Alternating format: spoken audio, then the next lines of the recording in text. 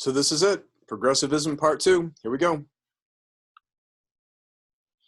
So again, if you know anything about Teddy Roosevelt's character, he was really a force of nature. He didn't often stay in one place for a very long time. For whatever reason, after he won the election of 1904, and obviously that would be he would be done in 1908, actually 1909 by the time the inauguration came into play. He declared right away that he would not run for re-election. Many people believe that hurt him because it made him a lame duck like right out of the gates, meaning that people wouldn't necessarily listen to him because they knew that he was going to be gone, that he wouldn't try to run for re-election, which he very easily could have done and probably would have won if he had gone forward. He handpicked Vice President William Howard Taft. And for whatever reason, Roosevelt and Taft's wife were all about Taft becoming president. Taft himself did not want the presidency. He had always wanted to be on the Supreme Court, which he would eventually be down the road. But they pushed him into it. He didn't really want it. He wasn't suited for it. And this would prove to be a costly mistake for everybody by the time this whole thing was done. So in 1908, Taft easily beat Democrat William Jennings Bryan. That this was probably the third or fourth time that Bryan had tried to win the presidency, and he just couldn't get it done. Mainly because of his cross of gold stance, his being more populist with silver and so on. He promised to continue Roosevelt's progressive policies, but he didn't have the energy or the big personality to follow through. Taft was not good at the whole bully pulpit thing that we had talked about earlier, and he didn't have a feel. Where Roosevelt would go after the bad trust but keep the good trust, Taft would more or less go after all of them. He just didn't have a good feel for the whole thing, and this would prove to be seen later. Progressives wanted lower tariffs, but Republicans wanted higher tariffs. So if you're Taft and you're a progressive Republican, what are you supposed to do with that? If progressives want lower ones, but your Republican Party wants higher ones to protect business, then what are you supposed to do? So Congress passed the Payne-Aldrich tariff, which lowered some, but it also raised others, which will get really confusing if you're trying to follow along. Taft signed it into law because he thought it would be a good compromise. Progressives right off the bat were furious with him for doing this. Taft also upset progressives over conservation. When Roosevelt was going about setting up all the parks and so on, Taft did not do a good job of doing the protecting that Roosevelt would have wanted him to do. So first off the bat is who he put in charge of the Secretary, as Secretary of the Interior. It was a guy named Richard Ballinger. Ballinger opposed conservation efforts in the West, right, which head of Department of Forestry and Roosevelt favorite Gifford Pinchot had pushed for. So you have a former Roosevelt guy and a current Taft guy that are at odds with each other over what conservation should be in the West. Ballinger also let private businessmen buy public land in Alaska for coal deposits. This whole thing will fly right in the face of anything progressives would want. There is no way that a progressive would want a private business to go into Alaska on public land to make money. Pinchot went to Congress and he accused Ballinger of corruption. So Pinchot being the Roosevelt guy, Ballinger being the Taft guy, Taft is going to have to choose which one he wants to back. And in this case, he's going to back his man. He's going to back Ballinger, and he fired Pinchot. You can see in this picture here, there's the ghost of Roosevelt that is trying to protect Pinchot from Taft and Ballinger. So now, instead of being together as one big progressive power, the Republican Party itself has a major split. You're going to have the old guard, so-called, where the traditional Republicans got together. They wanted the higher tariffs, protect business, and so on, probably more for the trust that Roosevelt was going after. The progressives were the reformers that were trying to pass progressive laws. The old guard controlled the Speaker of the House and the House Rules Committee. So any progressive bill that would come up to the House would quickly be staunched out. For Roosevelt's part, when he left office in 1908, he traveled the world. He loved to hunt, and he went on safari and did some big game hunting. Matter of fact, a lot of the big game that he killed on the safari, if you go to his place in Oyster Bay, New York, you can see some of the animals, the tusks and so on in his living room that he kept around there. He just loved that kind of stuff. But when he came back, when he was returning, I think the first time he heard any inkling of Taft screwing things up was when he was in London, and the British newspapers were reporting what Taft was doing. When he got back and found out how bad Taft was messing things up for the progressives, he was furious, absolutely furious. And you can see in this picture here that Roosevelt is looking in the window, and it shows how Taft is really screwing up all the progressive stuff.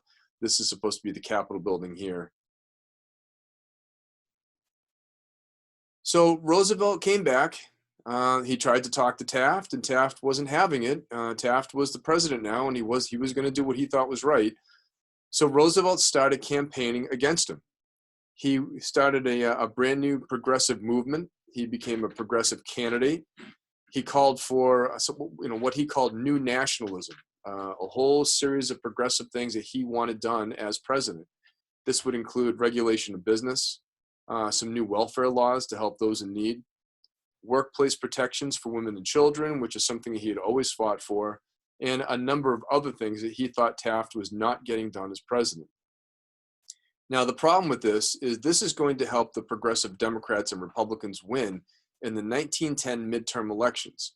So midterms happen in between the presidential elections. It's the entire House of Representatives that is up for election and a third of the Senate. The progressive Democrats and Republicans are going to win the 1910 midterm elections. So that means that Congress is going to be much more progressive than it had been before. For the 1912 election, Roosevelt ran against Taft in the Republican primary, but lost easily. So as good as Roosevelt is, as a force of nature as he is, running as a third-party candidate is always a bad idea. We have never had a third-party candidate win, ever. And even as good as Roosevelt was, Taft beat him easily for the Republican primary. Having said that now, Taft controlling the Republican Party, Roosevelt decides to run his own campaign instead. Instead of trying to go through the Republican avenue, he's just going to be a pure progressive. He calls it the Bull Moose Party. And the reason why is because when he was asked how he was feeling, he said, "I'm as fit as a bull moose." So, and you can see in this political cartoon here, the Republicans are the elephant, the Democrats are the donkey, and then you see a moose that somewhat looks like Teddy Roosevelt here.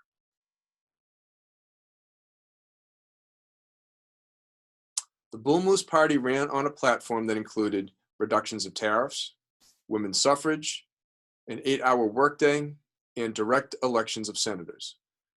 Now, this is one of my favorite stories about Teddy Roosevelt. While he was on his way to give a speech in Milwaukee, Roosevelt was shot in the chest outside the building.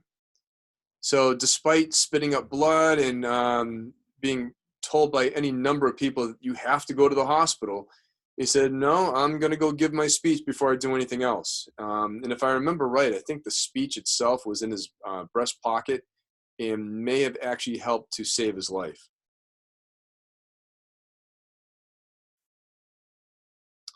Taft's progressive record was actually better than people thought. So even though he was considered to be more old guard Republican than progressive, these were some of the things that he did do. He was able to reserve more public lands than Roosevelt had. He brought more antitrust suits in 4 years than Roosevelt did in 7.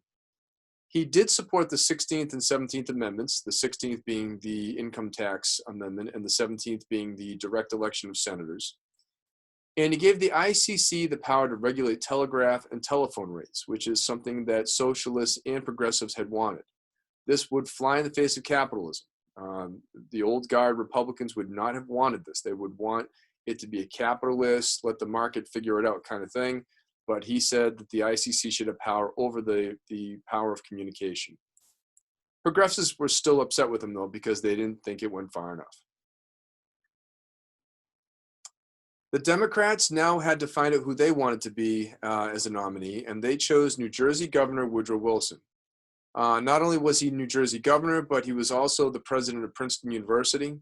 He was an educator. He was a very, very smart man, but he knew it also, which was one of his flaws.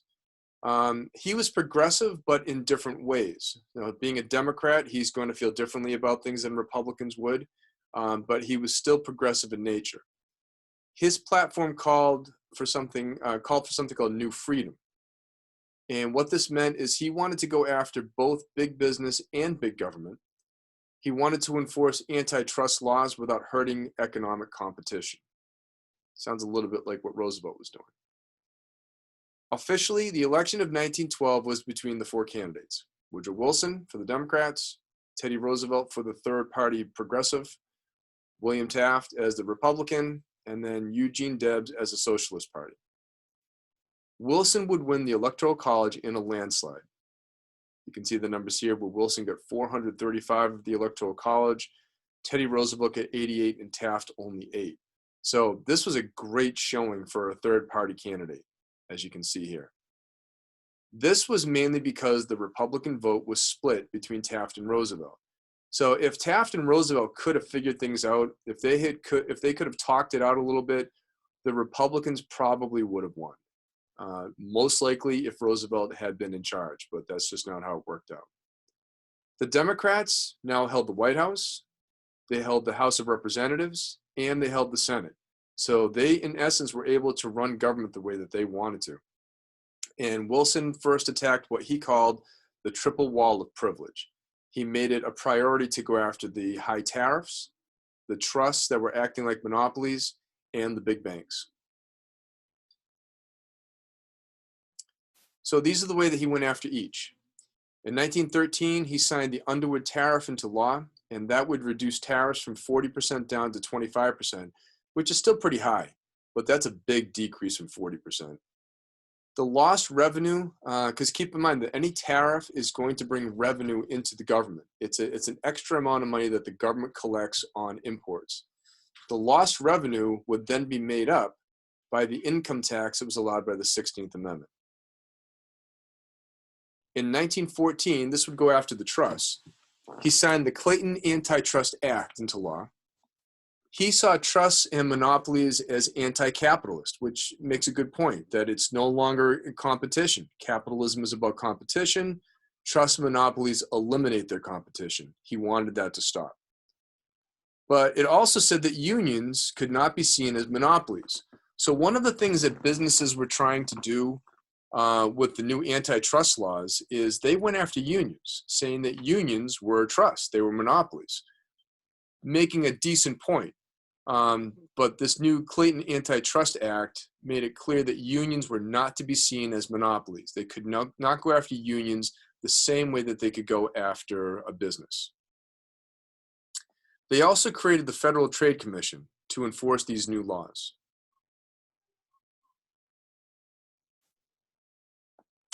Wilson also wanted more competition in the banking system, and he wanted less economic panics. There were just way too many that were happening over the years. He wanted to stabilize it. He came up with something that we still have today called the Federal Reserve System, or the Federal Reserve. It creates 12 districts, each with its own bank.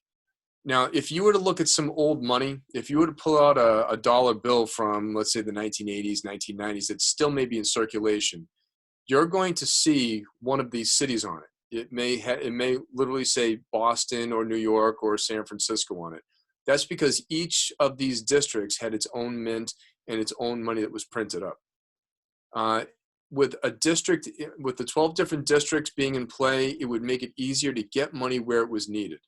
Remember, they didn't have computers back then. You couldn't just change money from one place to the other by clicking a button on a computer. Money was something that was held, that had to be transported from one place to the other by truck. And this would make it easier to do this. And all of these districts would be overseen by the Federal Reserve Board that was appointed by the president, but in essence would act without the president's oversight, without him having any power over it. It was supposed to be more of a non-partisan thing that the president could not control. Each bank had a capital and cash reserve for an emergency. Each bank in each district would also borrow from the Federal Reserve for short-term demands. So if there was a panic for whatever reason, the federal government could give more money to that district if it was needed. So Wilson was looking to get reelected. He needed the votes of the progressives. So when a position opened for the Supreme Court, he nominated a progressive lawyer named Louis Brandeis. Now, Brandeis was opposed by some because he was seen as being radical and being a progressive that probably flew in the face of some of the old guard and some of the more conservative ways of doing things. But probably what most people had a bigger problem with was the fact that he was Jewish. And the fact that Wilson was going with him kind of said a lot about how he felt about the world. He was open to a Jewish man being on the Supreme Court, and that was the first one ever. The Senate, being Democrat, followed Wilson's lead. They confirmed Brandeis, and that made him the first Jewish person to serve on the Supreme Court.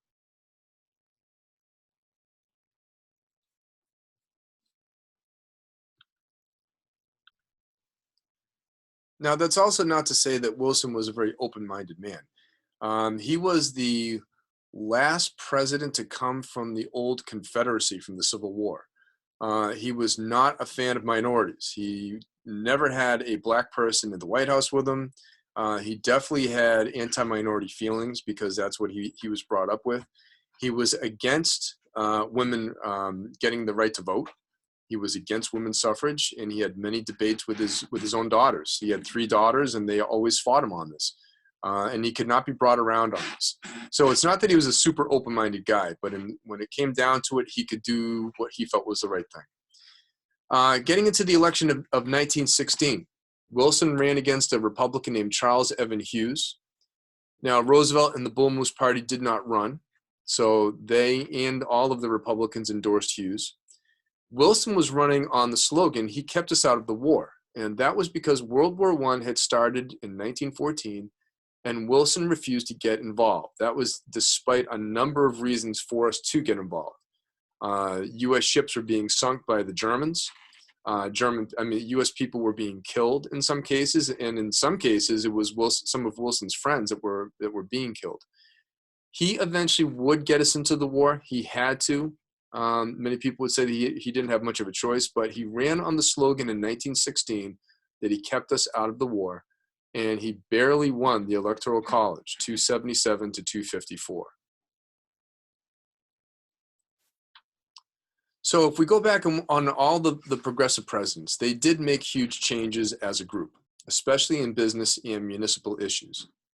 Some of the groups that felt ignored from the progressives were immigrants and migrants, African Americans. Roosevelt had invited Booker T. Washington to the White House, but never really helped civil rights. Wilson actually allowed Jim Crow laws to create segregation within his administration, and that's what I was talking about before. Being from the old Confederacy, he did have anti-minority feelings, and it showed in his administration. And as far as women were concerned, Wilson did not support women's suffrage, even though the 19th Amendment would pass. So you can see here, even with all the progressive stuff that was going on, there were groups of people that felt ignored by them. And finally, the whole policy of women's suffrage. Women would not get the right to vote until much, much after almost everybody else in the country, which was really strange to think about because women make up 51% of the population. So when you go back to the beginnings of our nation, it was white men who owned land. And then eventually, right around the time of Andrew Jackson, they opened it up to white men who did not own land. And then after the Civil War, they made it so that all men could vote, regardless of color of their skin or their ethnic background. But still, women could not vote. So this was a long-standing battle. It was a polarizing issue. And even some women were against it, even during this time. So let's get into this a little bit. Women's suffrage remained a polarizing issue. Some argued that women should not vote because it would make them act like men. It was not very female-like. They could be manipulated by politicians because they just weren't strong enough. And it would distract from their job at home because that was a woman's place. Even some women did not agree with the idea of women's suffrage. The place that is known most for women's suffrage is Seneca Falls, New York.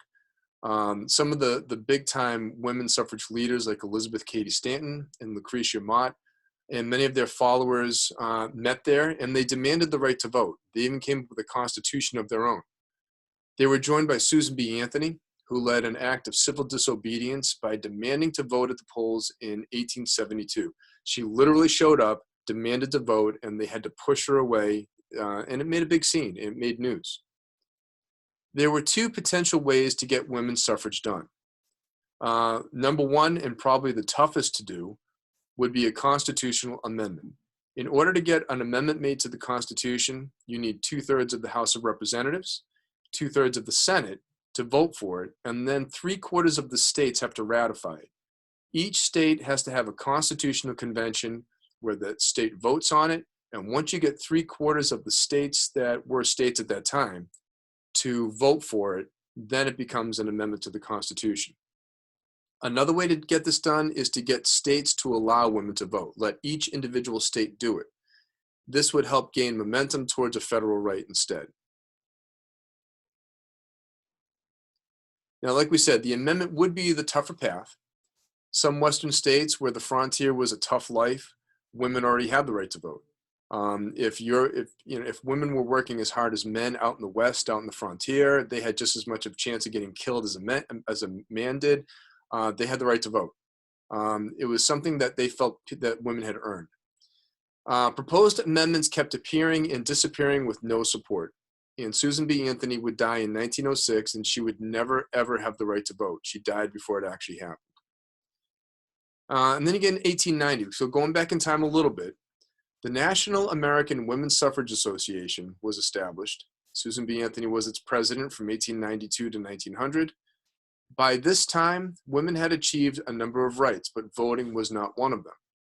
Another group known as the Congressional Union also arose, but was more radical. They wanted to do it quicker. They didn't want to wait. They, in some cases, did some radical things to get their point across. And this would cause a split in the women's suffrage movement, which is never good for anything. Finally, the biggest factor for women's suffrage would be, ironically, the war. World War I broke out. The men went off to war, and the women showed that they could do the work of men in the factory and in the military because it was necessary. We needed factory workers, and the women stepped up. And once the public could see that women were just as strong, just as tough, and could get the job done like the men had done in the past without even blinking an eye, the public got behind the 18th Amendment. The 19th Amendment, I apologize.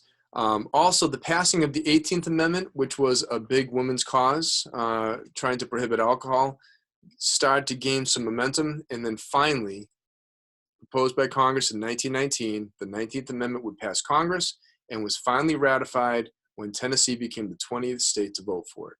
And women finally had the right to vote. All right, guys, that's it. Hopefully we won't ever have to do this video thing again. I do appreciate you watching. I hope that these have helped out to some degree. And I really hope to God that I get to see you guys next year because this has been awful. I miss you guys more than you know. It makes my job so much better to be able to see and talk to you guys and have some fun with you. And this has been awful. But I hope you guys are all doing really well. I love you all. Have a great summer, and hopefully we'll see you in the fall.